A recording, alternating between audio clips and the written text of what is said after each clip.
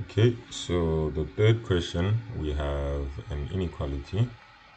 X minus 1 should be smaller than 20. So in order to solve for this inequality, we need to multiply into and expand our little, on the left hand side here, we need to expand this such that we can take 20 to the other side and then factorize the result. As it is, we cannot solve it. So multiplying in would give us a result of x squared minus x. We take this 20 to the other side, it will become minus 20 is less than 0. Then here we can look for variables or values actually of 20 that would give us factors of 20 that would give us minus 20 when we multiply, and when we add that give us minus 1. So if we think about the factors of 20 that could give us minus 1, we have 4 and 5.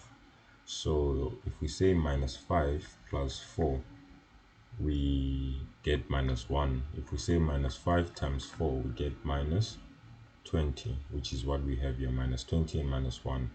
So once we've confirmed that, we can put those values into our brackets. So we would have x minus 5 and x plus 4. Then from this point on, we get our critical values. So the critical values would normally be our answers if this were to be a normal equation. But since it is not a normal equation, it is an inequality, we say that these are our critical values, 5 and minus 4. So taking x minus 5 to the other side, minus 5 will become positive, 4 will become negative. And then what we do is we draw a little Cartesian plane.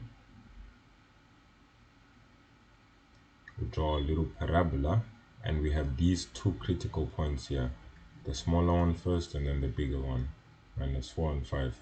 And then again, you could have your y-axis if you need it, but at this point it's all about just a little bit of intuition. You need to understand that this is where y is greater than 0. This line here is the line where y is equal to 0, and below that is where y is less than 0. So positive, negative, and equal to 0. So we look at the region that we are looking for. We're looking for the region that satisfies that if this is to be represented by y, we're looking for y is less than 0. Okay, so less than 0 would be the region that is underneath our x-axis, and that would be between minus 4 and 5. So when you write your answer, you say all the values of x that are in between minus 4 and 5. That would be your answer.